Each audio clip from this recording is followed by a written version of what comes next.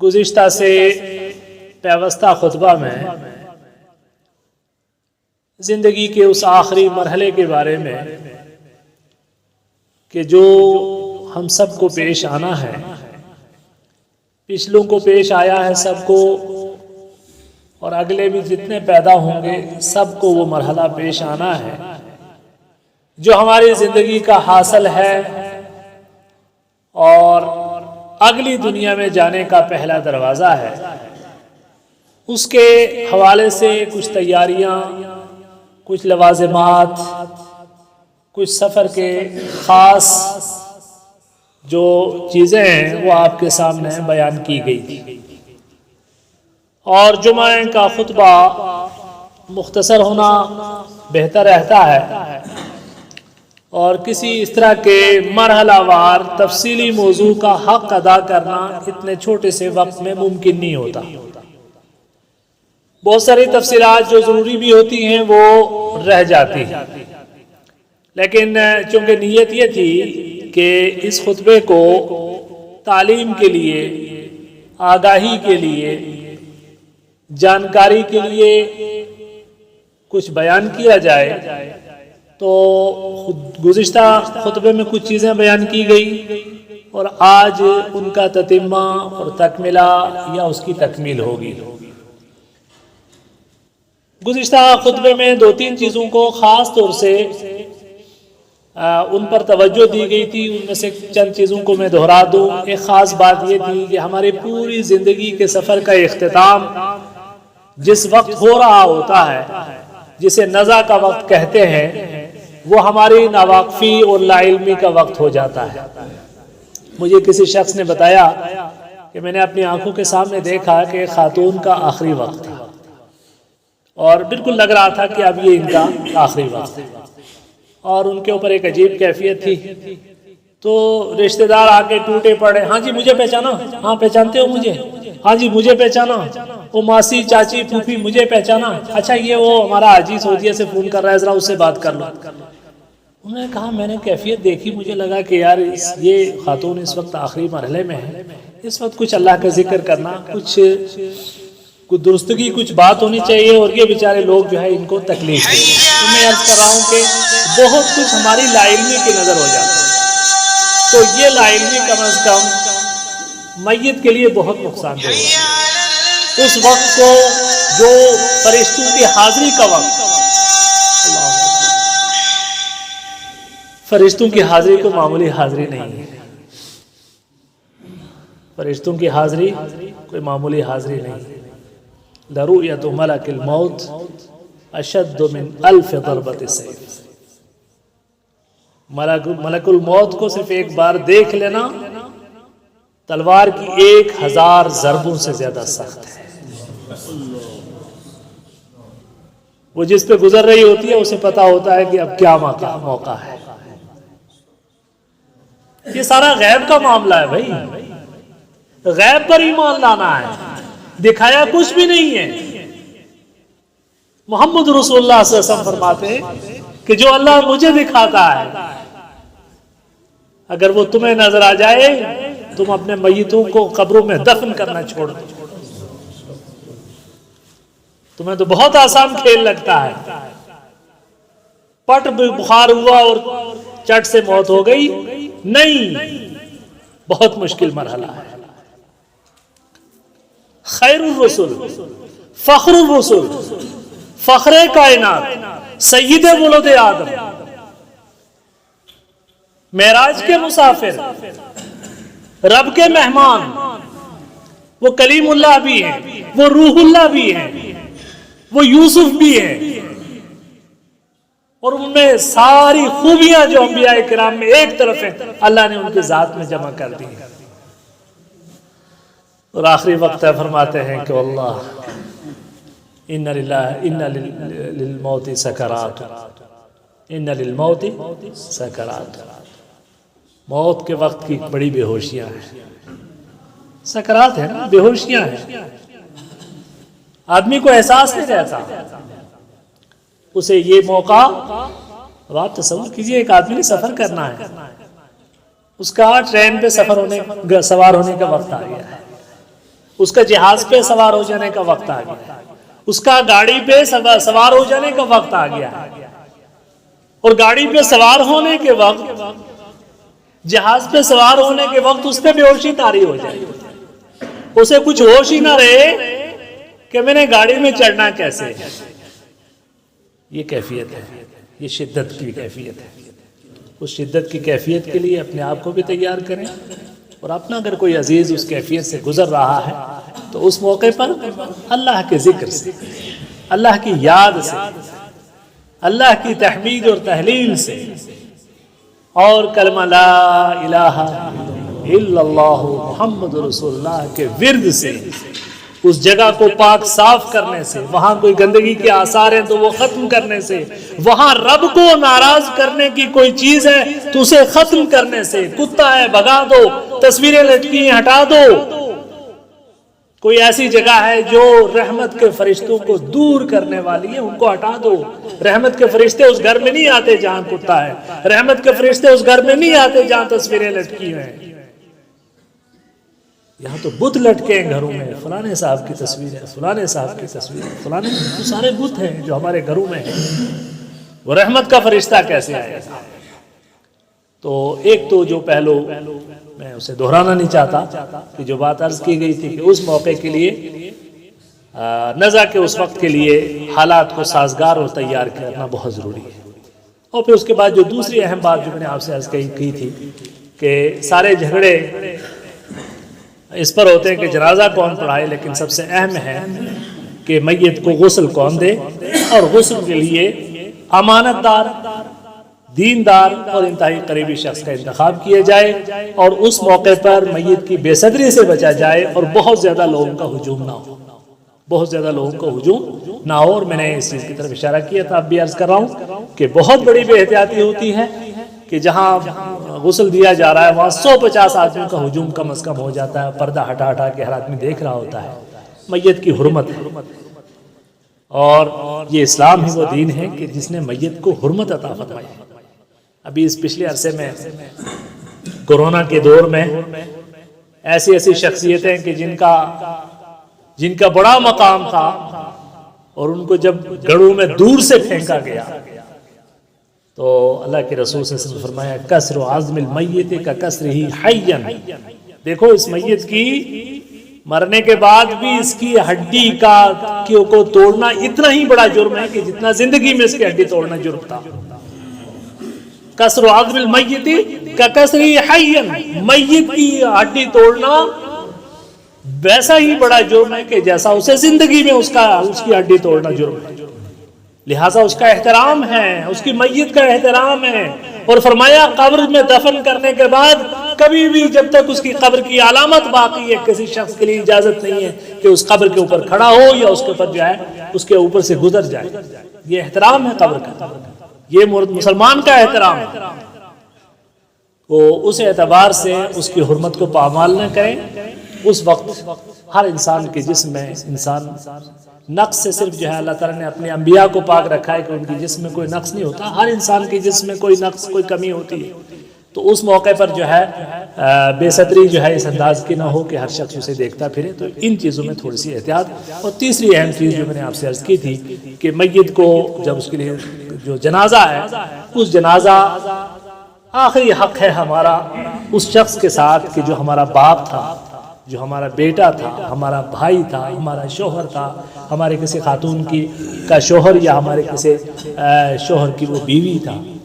تھی، تو ان سب کا یہ حق ہے کہ ان کے ساتھ جو ہمارا آخری رابطہ ہے، وہ جو آخری چیز ہے وہ ہے جنازہ، اور اس کے لیے خاص طور سے جب دعا کرنی ہے تو اس کے لیے کتنی تیاری ہے۔ کیا ہمیں یہ چیز آتی؟ ہم دنیا کے ہر امتحان کے لیے تیار ہیں، ہر اعتبار سے اپنے آپ کو فٹ دیکھنا چاہتے ہیں۔ ابھی ہمارا ایک پڑوسی ملک ہے جسے جو مملکت خدا داد کہلاتا ہے، جو اسلامی مملکت کہلاتا ہے، اور وہاں اسمبلی میں کسی مسئلے پر بحث ہو رہی تھی قومی اسمبلی میں، اور وہاں جناب ملک کا ممتاز ترین ماہر قانون کہ جس کو پوری دنیا میں قانون کی دنیا میں اتھارٹی مانا جاتا ہے، اس کو کہا گیا جناب آپ سورہ اخلاص سنائیں، یقین مانیے وہ اسمبلی میں سورہ اخلاص نہیں سنا پایا۔ کفر کی، جہالت کی اس سے بڑی مثال کیا ہوگی؟ وہ جو ذہانتوں کے اعتبار سے کریم مانے جاتے ہیں، جن کی طرف دنیا کی نگاہیں اٹھتی ہیں، علم و خرد کے اعتبار سے وہ سورہ اخلاص نہیں جانتے، تو یہ بتائیے کہ کتنے ہیں کہ جو پورا جنازہ جانتے ہیں، اپنے باپ کے لیے کھڑے ہونے والے، اپنے بیٹے کے لیے کھڑے ہونے والے، اپنی بہن کے لیے کھڑے ہونے والے، جنازے کے لیے دعوے دار بن کر کھڑے ہونے والے کتنے ایسے جنہیں جنازہ آتا ہے درست طریقے سے۔ سن لیجئے جنازے کی ترتیب۔ میں نے پچھلی جمعے میں آپ کو حضرت ابو امامہ سہل بن حنیف رضی اللہ تعالیٰ عنہ کی روایت سنائی تھی کہ جس میں انہوں نے فرمایا تھا کہ سنت یہ ہے کہ جنازے میں سب سے پہلے کھڑے ہونے کے بعد پہلی تکبیر کے بعد سورہ فاتحہ پڑھی جائے۔ اس کا مطلب یہ کہ ثنا نہیں ہے، ثنا کسی حدیث سے ثابت نہیں ہے، اور یہ بالکل کچھ لوگوں کے لیے انکشاف ہوگا، کچھ لوگوں کے لیے ممکن ہے زندگی میں پہلی بار وہ سن رہے ہوں گے کہ جنازے میں ثنا نہیں۔ جناب جنازے میں ثنا نہیں ہے، اللہ کے رسول صلی اللہ علیہ وسلم سے کوئی محفوظ سنت اس سلسلے میں نہیں ہے۔ جو چیز ثابت ہے وہ کیا ہے؟ سورہ فاتحہ۔ گویا آپ کھڑے ہوتے ہو اور آپ نے کہا اللہ اکبر، اعوذ باللہ من الشیطان الرجیم، بسم اللہ الرحمن الرحیم، الحمدللہ رب العالمین، الرحمن الرحیم، مالک یوم الدین، ایاک نعبد و ایاک نستعین، اہدنا الصراط المستقیم، صراط الذین انعمت علیہم غیر المغضوب علیہم ولا الضالین، آمین۔ اور پھر اس کے بعد کچھ آیتیں، مختصر کوئی سورت، وہ بھی ساتھ میں پڑھنا سنت ہے اور مستحب ہے۔ اگر کسی کو نہیں یاد تو کوئی حرج نہیں ہے، لیکن اگر پڑھتا ہے تو یہ مستحب اور سنت ہے، ٹھیک ہے۔ اور اس کے بعد دوسری تکبیر میں آپ نے سورہ درود ابراہیم پڑھنا ہے، وہ درود جو افضل ترین درود ہے، کہ وہ درود جو جناب محمد رسول اللہ صلی اللہ علیہ وسلم نے ہمیں سکھایا ہے، وہ درود جس میں امام الموحدین حضرت ابراہیم کا بھی تذکرہ ہے، وہ درود پڑھیں جسے درود ابراہیمی کہا جاتا ہے۔ اللہم صلی علی محمد وعلی آل محمد کما صلیت علی ابراہیم وعلی آل ابراہیم انکا حمید مجید، اللہم بارک علی محمد وعلی آل محمد کما بارکت علی ابراہیم وعلی آل ابراہیم انکا حمید مجید۔ پھر اس کے بعد تیسری تکبیر ہے، اور تیسری تکبیر میں دعائیں ہیں، کچھ دعائیں ہیں، لمبی چوڑی دعائیں ہیں۔ اللہ کے رسول صلی اللہ علیہ وسلم طویل دعائیں بھی کیا کرتے تھے۔ میں نے پہلے بھی عرض کیا تھا کہ صحابہ رش کیا کرتے کہ یہ جو میت جس کے لیے دعا ہو رہی ہے، کاش میں اس کی جگہ ہوتا اور اللہ کے رسول صلی اللہ علیہ وسلم میرے حق میں یہ دعا فرما رہے ہوتے۔ اور آپ تصور کیجئے کہ وہ جنازے جو زیادہ سے زیادہ 1-2 منٹ کے ہوتے ہیں،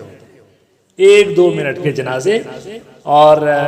کچھ لوگوں نے تو باضابطہ ٹائمنگ لگا کے دیکھا کہ کچھ جنازے آدھے منٹ کے، صرف آدھے منٹ میں جنازہ ہوا ہے،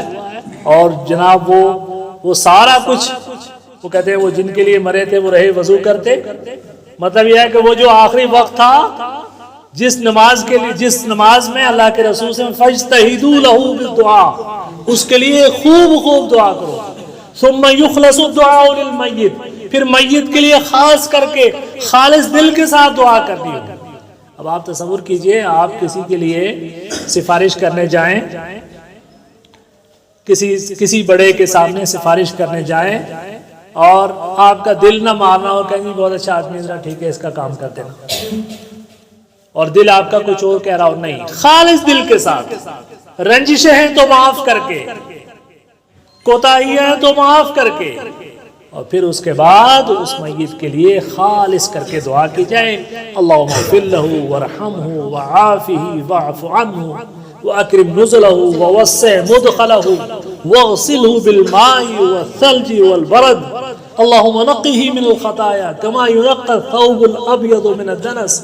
وابدلہ دارا خیرا من دارہ واہلا خیرا من اہلہ وزوجا خیرا من زوجہ، اللہم ادخلہ الجنة الفردوس، ادخلہ الجنة الفردوس وعیدہ من عذاب القبر وعذاب النار، اللہم لا تحرمنا اجرہ ولا تضلنا بعدہ، اور بہت ساری دعائیں جو اس سلسلے میں وارد آئی ہیں، وہ دعائیں پڑھیں اور اپنے اس عزیز کو اللہ کے سپرد کریں۔ اور یہ بہت اہم موقع ہے۔ یہ جو 6 حق ہر مسلمان کے دوسرے مسلمان پر ہیں، ان میں چھٹا اور آخری حق یہ ہے کہ جب اس کی موت کا مرحلہ آئے تو پھر اس کا جنازے میں اور اس کے میت کے ساتھ شامل ہونا ہے۔ اور ثواب اتنا بڑا رکھ دیا گیا کہ 1 قرات کے برابر ثواب ہے اس شخص کے لیے کہ جو جنازے میں شریک ہوتا ہو، اور 2 قرات کا ثواب اس کے لیے کہ جو پھر باضابطہ دفن کرنے کے اور مٹی ڈالنے کے بعد واپس آتا۔ ہماری کوشش کیا ہوتی ہے کہ بھئی قبرستان میں جانا ہے، کوشش یہ کرنی ہے کہ بھی فلانا فلانا اگر مجھے دیکھ لے، کم از کم ایک بار نظر آ جائے کہ جی ہم آئے ہوئے تھے، بس اپنی حاضری ڈال لیں۔ بھئی نیتیں درست کر لینا، نیت پہ اللہ کی رضامندی کو شامل کر لیں تو احد پہاڑ کے برابر، سونے کے برابر صدقے کا ثواب مل رہا ہے۔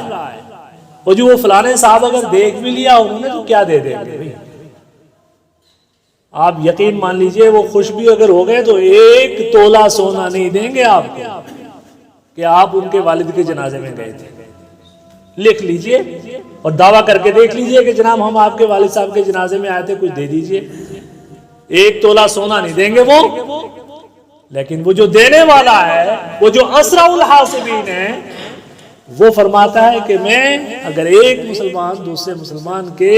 جنازے میں شریک ہوتا ہے اخلاص دل کے ساتھ تو اس کو 1 قیراط سونے کے برابر ثواب، اور اگر باضابطہ وہ دفن تک رہتا ہے تو 2 قیراط کا ثواب اسے مل رہا ہے۔ تو یہ جنازے کی ترتیب ہے۔ اور جنازے کے فوراً بعد حقیقت روایات میں کھو گئی، یہ امت خرافات میں کھو گئی۔ جب حقیقت روایات کا رخ اختیار کر لیں، جب سنتوں کی جگہ بدعتیں آ جائیں تو سنت روٹ جاتی ہے۔ سنتوں کا ایک مزاج ہوتا ہے کہ قرآن کا بھی ایک مزاج ہے، حدیث کا بھی ایک مزاج ہے۔ اللہ کے رسول صلی اللہ علیہ وسلم نے ایک بات فرمائی تھی کہ تعاہدوا بالقرآن فإنه أشد تفلتا من البعیر۔ بھی دیکھو قرآن کے ساتھ اپنا رابطہ ہمیشہ رکھنا، رسی توڑا کے بھاگ جانے میں وہ اونٹ سے بھی تیز ہے۔ طالب علموں کے لیے یہ نقطہ خاص طور سے میں بیان کر رہا ہوں کہ دنیا کے یہ جتنے جانور ہیں نا پالتو،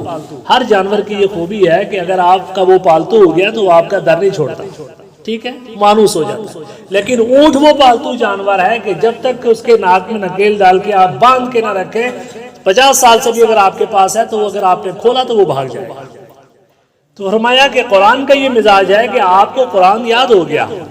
تو یہ نہ سمجھیں کہ اب آپ ساری زندگی کے لیے حافظ ہو گئے، اب آپ کو کبھی نہیں بولے گا۔ فرمایا تعاہدوا بالقرآن، قرآن کو بار بار پڑھتے رہا کرو، اس کا دور کرتے رہا کرو، اس کا ورد کرتے رہا کرو، اس کے منزل کی پابندی کرتے رہا کرو، اس لیے کہ تو وہ بھولنے میں ایسے ہے جیسے اونٹ چھوڑا اور بھاگ گیا۔ اسی طریقے سے حدیث کا بھی ایک مزاج ہے، سنت کا بھی ایک مزاج ہے۔ سنت کا مزاج یہ ہے کہ سنت کے ہوتے ہوئے اگر آپ بدعت کریں گے تو سنت بھاگ جاتی ہے، پھر سنت منہ موڑ لیتی ہے، پھر سنت روٹھ جاتی ہے، پھر سنت اٹھ جاتی ہے۔ اور یقین مانیے سنتیں اٹھ چکی ہیں، ہمارے جنازوں سے سنتیں اٹھ چکی ہیں، ہماری شادیوں سے سنتیں اٹھ چکی ہیں، ہماری خوشیوں سے سنتیں اٹھ چکی ہیں، ہماری غمیوں سے سنتیں اٹھ چکی ہیں۔ یوں سمجھیے ہم نے ان مجلسوں کا مہمان رسول اللہ صلی اللہ علیہ وسلم کو بنانا گوارا نہیں کیا، اس لیے اس کا بھگتان تو ادا کرنا ہوگا۔ تو سنت کیا تھی؟ سنت وہ تھی نماز جو میں نے جس کی ترتیب آپ کو سنائی۔ جب وہ سنت ہم نے چھوڑی، سورہ فاتحہ چھوڑی، لمبی دعائیں چھوڑی، اس کی ترتیب چھوڑی، تو پھر کیا ہوا؟ ہاں جی سلام پھیر دیا، ہاں جی چلو پڑھو فلانا فلانا فلانا پڑھو، اور پھر دعائیں ہو رہی ہیں اور زور دکھایا جا رہا ہے۔ وہ سب کچھ اس لیے ہے کہ جہالت ہے، ناواقفیت ہے۔ وہ جو اصل کرنے کا کام تھا وہ تو نہیں کیا، اب کر رہے ہیں ساری، اب اور 40 دن تک گھر پہ بھی بیٹھے ہوئے وہی فاتحہ ہو رہی ہے، اور پھر اس سالانہ دن پہ بھی وہی ہو رہی ہے۔ وہ جو کرنے کا جہاں کام تھا وہاں نہیں کیا تو پھر فائدہ کیا؟ جس موقع پر کرنے کا کام تھا، وہ کہتے ہیں جی 2 پہلوان اگر لڑ رہے ہوں اور پہلوانی میں کوئی داؤ جو ہے، جو اصل داؤ تھا جس سے پہلوان دوسرے پہلوان پہ غالب آ سکتا ہے، تو وہ فارسی کا ایک شعر ہے، اس کا مفہوم یہ ہے کہ اگر لڑائی کے موقع پر وہ جو اصل داؤں تھا وہ نہیں اگر لگا سکا تو بعد میں پھر وہ داؤں اپنے منہ پہ مارے، کسی کام کا تو ہے نہیں ہے۔ آپ کو پتا تھا تو آپ کو چاہیے تھا کہ وہ داؤں وہاں پہ آزماتے، تو جو اصل طریقہ تھا، جو آزمانے کا وقت تھا، اس پہ نہیں کیا، تو آپ ساری زندگی سورہ پڑھتے رہیں فاتحہ، اپنے طور پر اس کا کوئی فائدہ نہیں۔ تو پھر اس کے بعد میت کو قبر کی طرف لے جانا ہے۔ اگلا مرحلہ یہ ہے کہ میت کو پھر قبر کی طرف لے جانا ہے، اور قبر کی طرف لے جاتے ہوئے جو عام یہاں اس علاقے کی بدعت ہے، چونکہ ہر علاقے کی اپنی اپنی بدعت ہوتی ہے، سنت ہر جگہ ایک ہوتی ہے۔ اسلام عالمگیر ہے، اس کے عبادات عالمگیر ہیں، اس کے فرائض عالمگیر ہیں، اس کے واجبات عالمگیر ہیں، اس کی سنتیں اور مستحبات عالمگیر ہیں۔ وہ افریقہ میں بھی وہی ہوں گی اور ایشیا میں بھی وہی ہوں گی، یورپ میں بھی وہی ہوں گی اور امریکہ میں بھی وہی ہوں گی، چونکہ وہ آئی کہاں سے ہیں؟ محمد رسول اللہ صلی اللہ علیہ وسلم سے۔ وما ينطق عن الهوى ان هو الا وحی یوحی، وہ وحی کی بنیاد پر ہوگی، اور اس میں کوئی تبدیلی نہیں ہے، اس میں کوئی تبدیلی۔ وَلَوْ كَانَ مِنْ عِنْدِ غَيْرِ اللَّهِ لَوَجَدُوا فِيهِ اخْتِلَافًا كَثِيرًا۔ قرآن دعویٰ کرتا ہے کہ دیکھو اگر یہ غیر اللہ کی طرف سے یہ قرآن نازل ہوا ہوتا نا تو بہت اختلاف ہوتا۔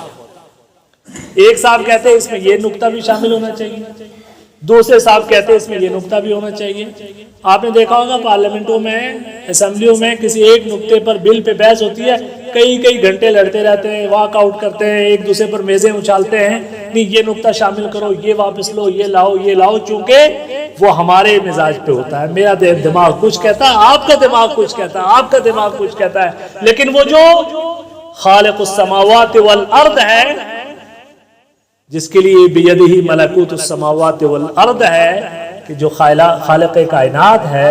جو انسانوں کے مزاج اور ان کی ضروریات سے واقف ہے، اس نے جو نصاب ہمارے لیے کیا ہے اس میں تبدیلی نہیں آئے گی۔ لا مبدل لکلمات اللہ، لا تبدیل لکلمات اللہ، وَلَوْ كَانَ مِنْ عِنْدِ غَيْرِ اللَّهِ لَوَجَدُوا فِيهِ اخْتِلَافًا كَثِيرًا۔ اللہ کے سوا اگر کوئی اور چیز کہیں اور سے آئی ہوگی تو اختلاف بہت ہوگا، لیکن چونکہ اللہ کی طرف سے جو بات آتی ہے اس میں اختلاف کوئی نہیں ہوتا۔ لیکن کیا ہے، رواج ہر جگہ کا الگ ہوتا ہے، ختمات ہر جگہ کے الگ الگ ہیں، اور دوسری بدعات جو ہیں وہ ہر جگہ کی الگ الگ ہیں۔ تو اب وہ جو میت کو ساتھ لے جانے والے جو ہے نا،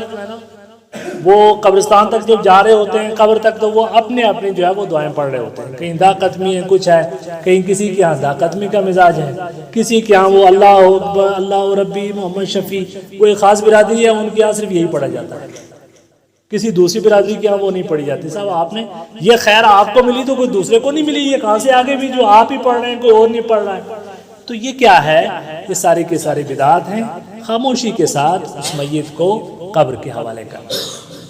اور طریقہ کار یہ ہے کہ اس کو پایتانے کی طرف سے، مطلب یہ دامنہ جس کو ہم بولتے ہیں، دامنے کی طرف سے اس کا سر اس طریقے سے اسے داخل کرنا ہے قبر میں، بسم اللہ وعلا ملت رسول اللہ، یا بسم اللہ وعلا سنت رسول اللہ کہتے ہوئے اسے میت کو قبر کے اندر داخل کرنا ہے، اور اس کا چہرہ جو ہے وہ قبلے کی طرف کر کے اسے اس میت کو ڈھانک دینا ہے۔ تو یہ گویا اس میت کے ساتھ وہ آخری تعلق ہے ہمارا، اور اس کو اللہ تعالیٰ کے ہم سپرد کر رہے ہیں، اس اللہ تعالیٰ کی رحمت کے ہم سپرد کر رہے ہیں، کہ جس نے اللہ نے فرمایا ثم ردوا الی اللہ مولاہم الحق، ثم ردوا الی اللہ مولاہم الحق وہو اسرع الحاسبین۔ پھر یہ سارے کے سارے لوگ اللہ کی طرف لوٹائے جائیں گے جو ان کا حقیقی مولا ہے۔ دنیا کی زندگی میں انہوں نے بہت سارے مولا بنا رکھے ہیں، بہت سارے آقا بنا رکھے ہیں، بہت سارے دربار ہیں جہاں ان کے سر جھکتے ہیں، بہت ساری جگہوں میں یہ اپنی اپنی حاجتیں لے کر سر جھکاتے ہیں، فراموش کیے بیٹھے ہیں۔ کوئی دنیاوی حاجتیں رکھتا ہے، کوئی کسی اور اعتبار سے رکھتا ہے، اصل جہاں حاضری ہونی ہے، اصل جہاں موقع ہے وہ وہی ہے۔ ثم ردوا الی اللہ مولاہم الحق، اصلی سچے رب کے سامنے حاضری کا یہ وقت ہے، بلاوا جو اصلی اور ابدی بلاوا ہے اس پہ لبیک کہنے کا یہ وقت ہے۔ اللہ اکبر، بلاوے کی بھی عجیب بات ہوتی ہے۔ میں آپ سے کہوں کہ کسی شخص کو کسی بڑے کی طرف سے بلاوا آ جائے اور اس کے دفتر کا، کسی تھانے کا، کسی دفتر کا کی طرف سے بلاوا آئے، گاؤں کا چوکیدار آپ کے پاس آئے بلانے کے لیے، تو آپ اس کو تھوڑا سا ہلکا لیں گے۔ نمبردار صاحب آ جائیں تو تھوڑا سا معاملہ زیادہ اہتمام والا ہو جائے گا، اور اگر کوئی اور بڑا افسر آ جائے، کوئی بڑے رینک والا اگر آ جائے، تو ویسے ویسے آدمی کا خوف بھی بڑھتا جاتا ہے کہ نہیں معاملہ کچھ نازک ہے۔ آپ تصور کیجئے کہ ملک الموت آیا ہے لانے کے لیے، ملک الموت آیا ہے لے جانے کے لیے، اور پھر اس قبر میں جانا ہے کہ جو اول منازل الآخرہ ہے۔ القبر اول منازل الآخرہ، قبر آخرت کی منزلوں میں پہلی منزل ہے، اور جو وہاں سے نجات پا گیا تو وہ اللہ تعالیٰ کے ہاں میں نجات یافتہ ہے۔ تو اس کیفیت میں آپ تصور کیجئے کہ ہم نے اس میت کو اس قبر کے سپرد کرنا ہے، تو پھر اس کے اوپر جو ہے سنت یہ ہے کہ پھر قبر کو ڈھانکنے کے بعد تمام جو لوگ حاضرین ہیں وہ سارے اس کے اوپر 3 لپیں جو ہے وہ ڈالیں مٹی کی، اور پھر اس کے بعد اس کے لیے دعا کریں، پھر اس کے لیے دعا کریں۔ اور دعا ضروری ہے کہ سارے لوگ اجتماعی طور پر ایک دعا کریں اور سارے کے سارے اس پر آمین کہیں، نہیں، اپنے اپنے طور پر بھی دعا کر سکتے ہیں۔ اور کیا کہیں؟ اللہم ثبتہ عند السؤال۔ اصل دعا کرنے کا اب یہ بات ہے، ایک تو وہ جو جنازے کے دوران دعا کرنی تھی، اور یہ دوسرا موقع کہ جب وہ قبر کے اندر داخل کیا جا چکا ہے، اور اب دعا کس چیز کی جانی ہے؟ اللہم ثبتہ عند السؤال، اے اللہ اس کو سوال کے سلسلے میں ثابت قدم رکھنا مولا کریم، اے اللہ اس کو سوال کے سلسلے میں ثابت قدم رکھنا مولا کریم۔ اس کی ساری زندگی کا حاصل یہی ایک رات ہے، اس کی ساری زندگی کا حاصل یہی ایک رات ہے، اور اس رات میں سے وہ 3 سوال کیے جانے ہیں کہ جس کا نصاب عام کیا جا چکا تھا۔ یہ جب دنیا میں آیا تھا، جب اس نے آنکھیں کھولی تھی شعور کی، یہ دنیا کی دوڑ میں جب شامل ہوا تھا، جب اس نے اپنا کیریئر منتخب کیا تھا، اپنے اسکول کا انتخاب کیا تھا، اپنے لیے پروفیشن کا انتخاب کیا تھا، اپنی دکان دیکھی تھی، اپنے رشتے ناطے دیکھے تھے، اپنی پسند اور ناپسند دیکھی تھی، زندگی کا ایک لمبا سفر یہ جس سے گزار کے آیا ہے، اس زندگی کے اس سارے سفر میں اس نے کیا کچھ کیا ہے؟ وہ 3 سوال جو بنیادی سوال تھے، کیا اس کی بھی کچھ تیاری ہے؟ اس کا امتحان یہاں ہو، لیکن کس کو؟ وہاں ہم تو دعا کرتے ہیں اور فرض ہے دعا کرنا، حکم ہے دعا کرنے کا۔ اللہم ثبتہ عند السؤال، اے اللہ اس کو اس سوال میں، اس سوال جواب میں ثابت قدم رکھنا۔ لیکن اللہ نے ابدی قانون بھی بیان کر دیا، اور وہ قانون کیا ہے؟ یثبت اللہ الذین آمنوا بالقول الثابت فی الحیات الدنیا وفی الآخرہ۔ اللہ تعالیٰ ہی ثابت قدم رکھتا ہے ایمان والوں کو قول ثابت کے ذریعے، دنیا میں بھی اور آخرت میں بھی۔ دنیا میں قول ثابت کیا ہے؟ دنیا میں قول ثابت کیا ہے؟ دنیا میں قول ثابت ہے اشہد ان لا الہ الا اللہ واشہد ان محمد رسول اللہ، اشہد ان لا الہ الا اللہ واشہد ان محمد رسول اللہ۔ یہ کلمہ طیبہ ہے، اصلها ثابت وفرعها في السماء، تؤتی كل حین باذن ربها، تؤتی اکلها كل حین باذن ربها۔ اللہ نے قرآن میں فرمایا یہ کلمہ طیبہ ہے، وہ جسے تم کلمہ طیبہ کہتے ہو، یہ قول ثابت جسے کہتے ہو، یہ ہے اصلها ثابت، اس کی جڑیں تمہارے ضمیر میں ہیں، اس کی جڑیں تمہاری فطرت میں ہیں، اس فطرت میں تمہیں پیدا کیا گیا ہے۔ فطرت اللہ التی فطر الناس علیہا، یہ اللہ کی وہ فطرت ہے، توحید کی فطرت ہے، یہ اس پودے کی جڑیں ہیں جو تمہارے ضمیر میں اللہ نے پیوست کر رکھی تھی کہ اس کو میں نے اپنی عبادت کے لیے پیدا کیا ہے۔ سارے جانوروں کو مختلف حیاتوں میں پیدا کیا ہے، اسے 2 قدموں پہ استادہ رکھا ہے، اس کی پیشانی اونچی رکھی ہے، اس کو جھکایا نہیں، اس کی پیشانی صرف اپنی ذات کے لیے رکھی ہے، اس کے ضمیر میں وہ پودا گاڑ دیا ہے، وہ شجرۃ الایمان، کلمہ طیبہ، اشہد ان لا الہ الا اللہ